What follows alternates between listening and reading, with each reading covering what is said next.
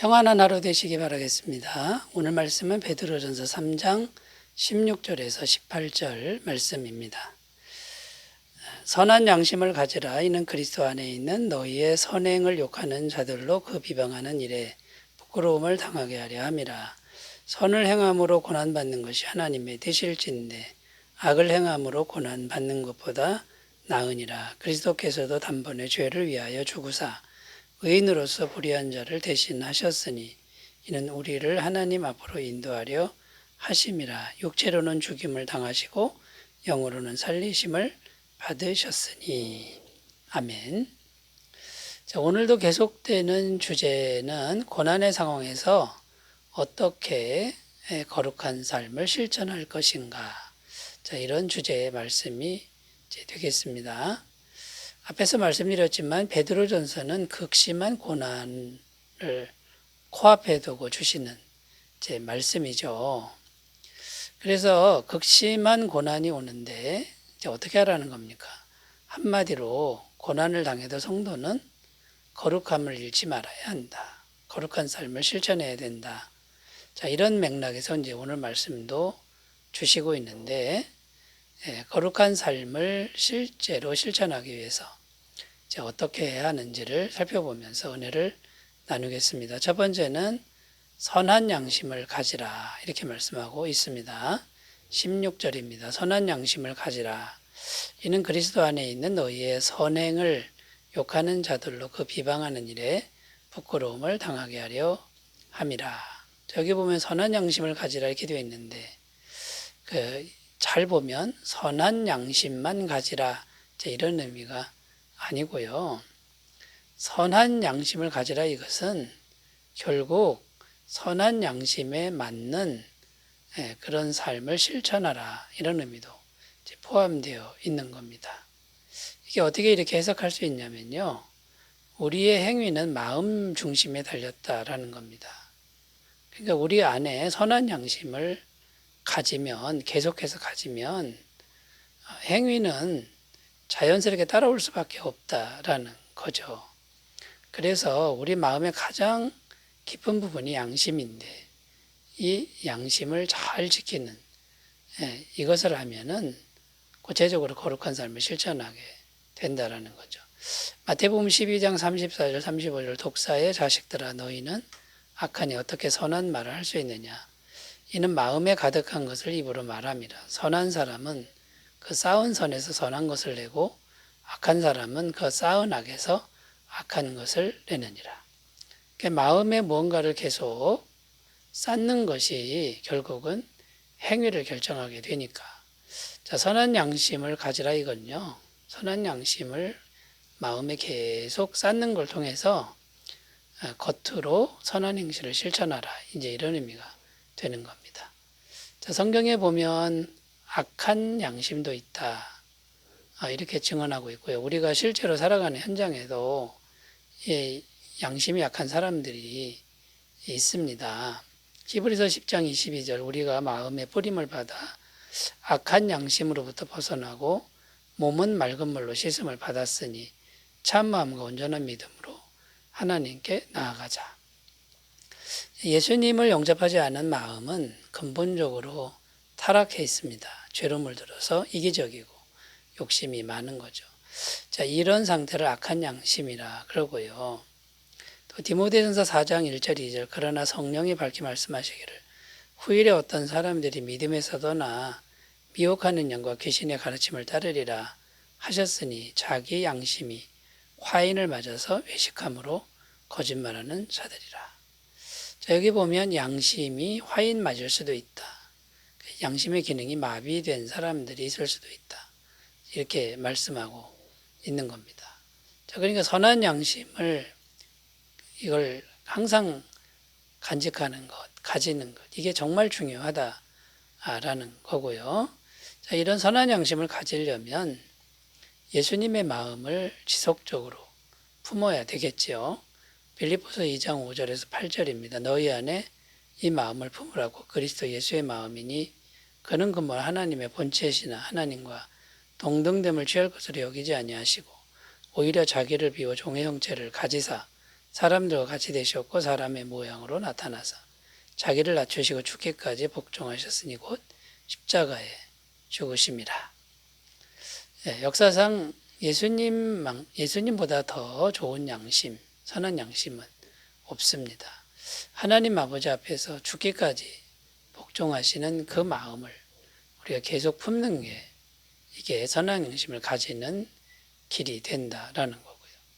또 성경 말씀을 우리가 순수하게 계속 품는 것, 이것이 선한 양심을 가질 수 있는 길이 된다라는 겁니다. 시편 1편 1절에서 2절 복 있는 사람은 악인들의 꾀를 따르지 아니하며 죄인들의 길에 서지 아니하며 오만한 자들의 자리에 앉지 아니하고 오직 여호와의 율법을 즐거워하여 그의 율법을 주야로 묵상하는도다. 여러분, 말씀을 묵상하는 사람은 악인들의 꾀에 이거를 물리칠 수 있다라는 거죠. 이 악인들의 꾀에서 죄인들의 길에 서고 오만한 자의 자리에 앉게 되는 이런 것들이 계속 발생을 하는데, 말씀을 묵상하는 사람은 선한 양심이 되고요, 선한 행실을 할 수 있다, 이런 의미가 됩니다. 자, 고난 중에 거룩한 삶을 실천하기 위한 첫 번째 권면입니다. 선한 양심을 가지라, 지속적으로 가지라. 이것을 꼭 기억하셨으면 좋겠습니다. 두 번째로 갑니다. 거룩한 삶을 어떻게 실천할 것인가? 선을 행함으로 고난받는 것을 아예 목표로 하는 삶을 살아라 라는 겁니다. 17절입니다. 선을 행함으로 고난받는 것이 하나님의 뜻일진데 악을 행함으로 고난받는 것보다 나으니라. 자, 여기 보면 선을 행함으로 고난받는 것이 하나님의 뜻이다, 이렇게 말씀하는데, 하나님의 뜻이다라는 이 의미는 무슨 의미냐면요, 선을 행할 때 고난받는 것은 피해갈 수 없는 기정사실이다, 이런 의미가 됩니다. 자, 그러면 성도는 어떻게 마음을 먹는 게 지혜일까요? 아예 선행을 하는 것과 고난받는 것을 목표로 설정하고 사는 겁니다. 아예 목표로 설정하고 사는 거죠.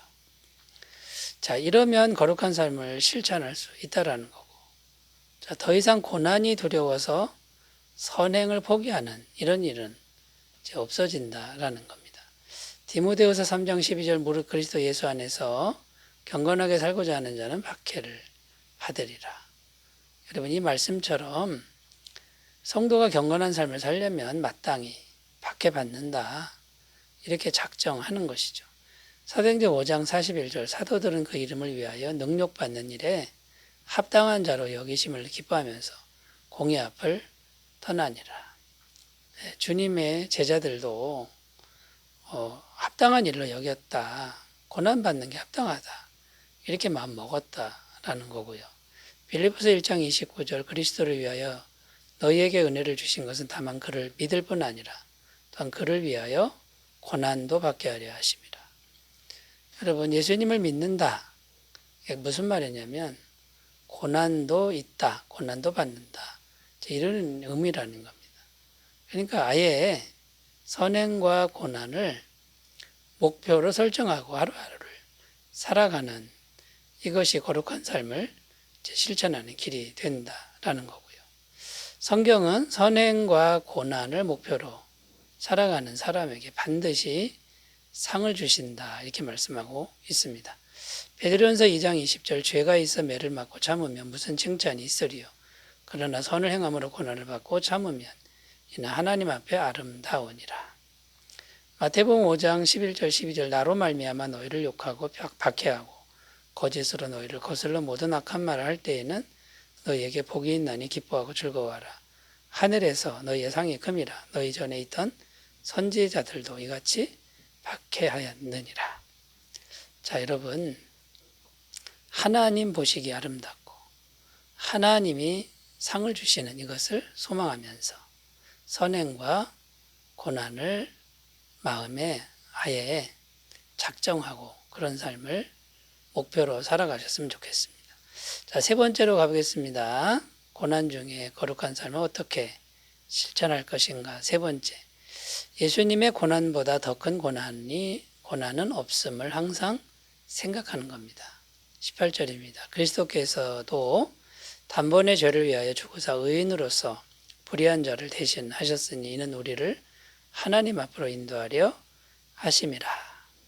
자, 여기 보면 그리스도께서 단번에 죄를 위하여 죽으사. 이게 무슨 말입니까? 예수님의 십자가 죽으심이죠. 예수님의 죽으심은 우리 죄를 대신 지신 대속의 죽으심을 말씀하는 겁니다. 자, 그런데 예수님의 이 십자가 고난보다 더 큰 고난은 세상에 없다라는 겁니다. 자, 그래서 십자가에 달리신 예수님을 계속 생각하면 우리는 위로받을 수 있다라는 거죠. 예수님의 고난에 비하면 우리 고난은 아무것도 아니구나. 이걸 깨닫게 된다라는 겁니다. 한 젊은 목회자가 교회에서 교인들로부터 많은 괴로움을 당하고 있었습니다. 자기 스승 되시는 원로 목사님에게 찾아가서 이 괴로운 심정을 이제 말했는데요. 그 스승 되시는 목사님이 젊은 목회자에게 계속 질문을 합니다. 그들이 당신에게 침을 뱉던가요? 가만히 생각해 보니까 그런 일은 없었던 거죠. 아니요. 라고 대답을 하니까 또 질문합니다.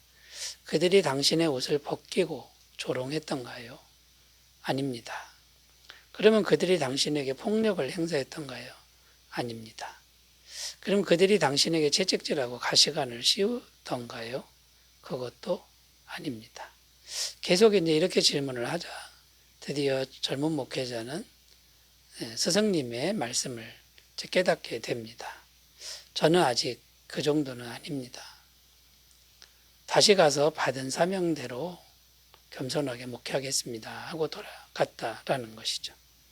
자, 여러분, 예수님의 고난보다 더 큰 고난은 없습니다. 예수님의 고난, 우리 주님의 고난을 생각하면 이제 우리가 고난 중에도 거룩한 삶을 실천하게 된다라는 겁니다.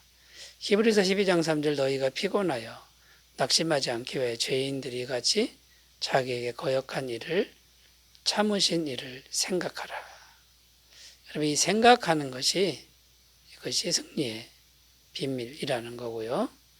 또 예수님이 십자가에서 엄청난 고난을 당했지만 그 고난의 그 뿌리는 뭡니까?